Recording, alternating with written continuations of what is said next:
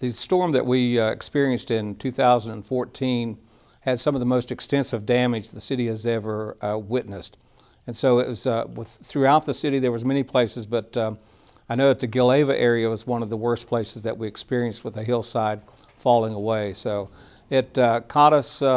We didn't expect that much rain to be coming. But we've had a lot of rain before with different hurricanes and tropical storms like that.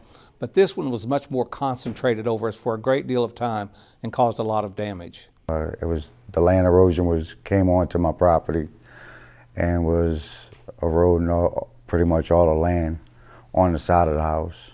I sleep way better now, knowing that there's no land erosion, that trees can fall on top of our house. Now look at it, it's beautiful.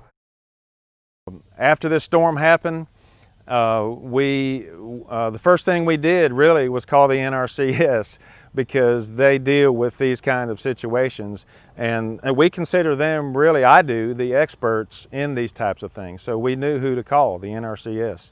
The water tower was in some peril if the erosion had not been addressed.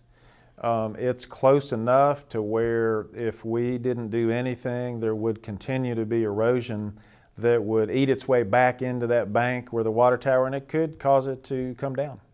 The EWP program over the years has worked with very many sponsors, and Fred Cook with the city of Crestview contacted me to look at coming out and assist with doing a damage survey report to determine if financial assistance could be provided to the city for major erosion problems. Local engineers hired by the city is going to do a design to supervise construction and complete the project in a timely fashion. We could not fund this type of project, so with the money we saved, we have many other drainage priorities that we can pay for using that money that we saved, that the NRCS helped us to save. We put in a 48-inch diameter corrugated metal pipe. We extended actually an existing pipe to a considerable distance down the gully, and then we put in vinyl sheet pile walls on either side after the pipe discharges,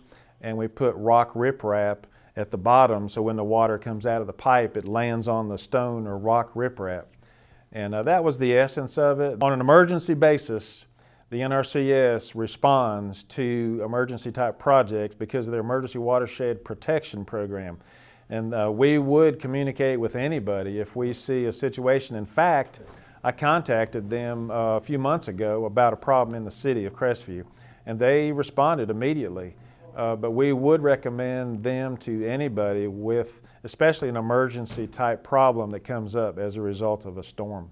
Our experience with NRCS has proven to us that this organization is one of the best in the country. And what they have done for us is really amazing.